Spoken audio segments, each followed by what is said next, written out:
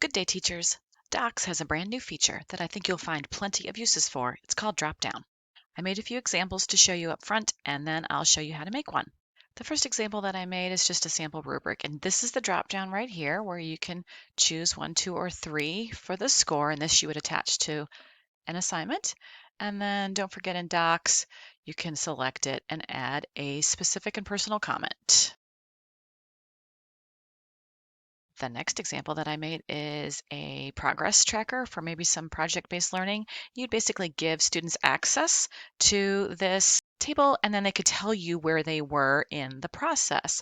Not started work, ready to move on, complete, etc. The next example that I made is for goal setting. And so how did I do today? And they can just come in here and choose how they did today. And what did I do well? And here's a nice little list here that they can choose from. I worked really hard today. I helped others today. What should I focus on tomorrow? And there's my drop down. I also made a close exercise. And for these, students read and choose the correct word that fits in the blank. Of course, you can do things like multiple choice question, just like this, or something like true, false, fact, and opinion. I probably wouldn't do these in Docs. I'd probably do them in Forms since I would have the ability to grade them that way. But I think you'll agree that it is a pretty handy new little tool inside of Google Docs. So let me show you how to make one.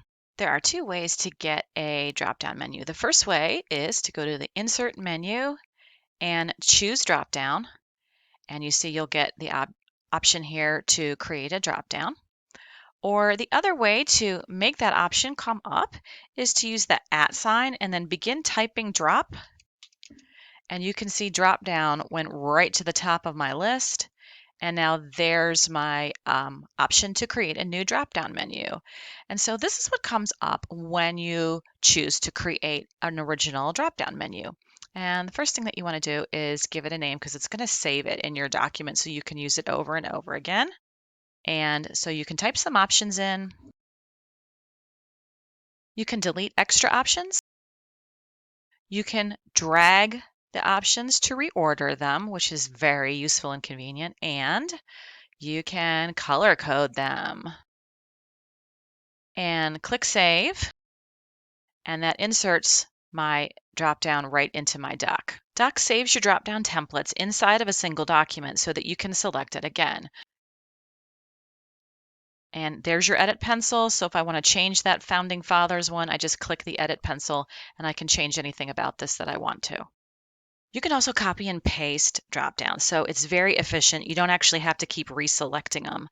So for example, in this close exercise that I made, I created the dropdown, copied the dropdown, selected the word that I wanted to replace, and then pasted it. Inside of a table, you can do the same thing. It's super fast. Copy that dropdown, select all the cells you want it to go into, and paste, and now that dropdown is all in all of those cells. So here's a bonus hot tip today. You can add an emoji when you are typing. And on a desktop computer, you're going to use the flying Windows key and period to get an emoji menu to come up. On your Chromebook, it's 3 keys, Launcher, Shift, and Spacebar. And on a Mac, it's Command, Control, and Space. So if I wanted to add an emoji to my dropdown, because that's fun and why not, okay, I'm going to go here. I'm going to choose Edit. And next to my yes, I'm going to use my flying Windows period here on my desktop. And I want to add a happy face to my yes. And I just did that easily. And I can add something to my no if I want to. And it'll ask me, do I want this to be in all of them or just this one that I just made? Apply to all. And now you'll see that when I choose yes, I will get a smiley face emoji. Have a day filled with love and learning. And if you need anything at all, see your ITRT.